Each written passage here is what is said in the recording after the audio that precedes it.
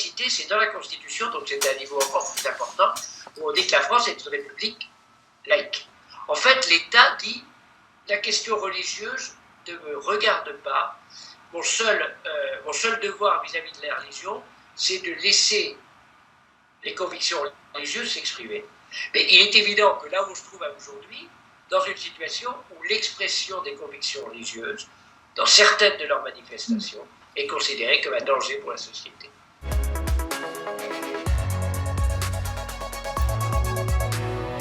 La loi de 1905, c'est une loi qui en fait pose le principe de la séparation de l'Église et de l'État.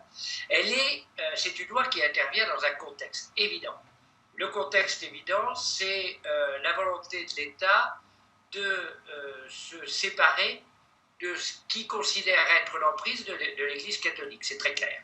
Donc, il y a la volonté de séparer le religieux de l'État, et d'autre part, d'affirmer la neutralité de l'État, la neutralité religieuse.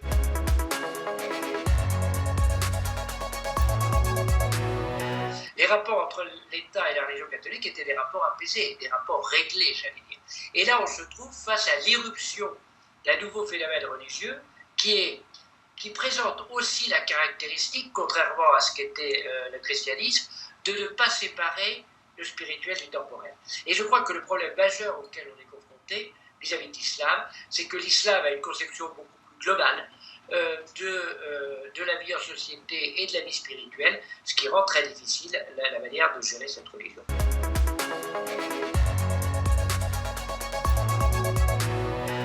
Le fait de traiter le problème sous l'angle de la laïcité, c'est un moyen de dire, vous voyez bien, on traite toutes les religions de la même manière.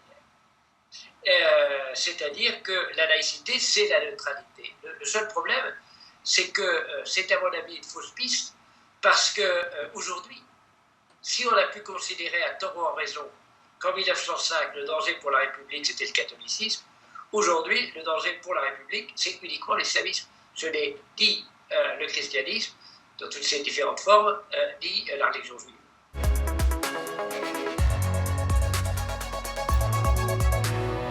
Je crois qu'elle est actuelle dans ses fondements, incontestablement. Elle est actuelle en ce qu'elle pose un principe de neutralité de l'État et en ce qu'elle pose la séparation des églises et de l'État. Quand on dit islamisme, en fait, il y a deux choses. Il y a l'islam et l'islamisme. Disons que l'islamisme, indépendamment des actes de terrorisme, l'islamisme, on l'entend comme une doctrine politico-religieuse. Le problème avec l'islam lui-même est un problème finalement assez simple, c'est la neutralité.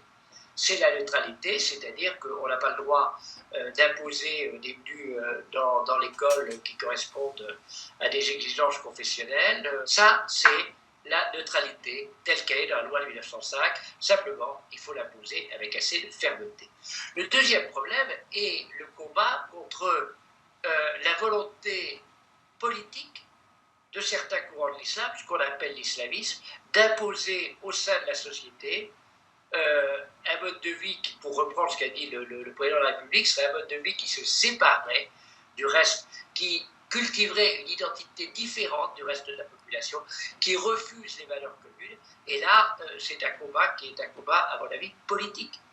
Quant au combat contre le terrorisme, c'est un combat qui peut prendre d'autres formes, qui n'ont rien à voir avec la loi de 1905.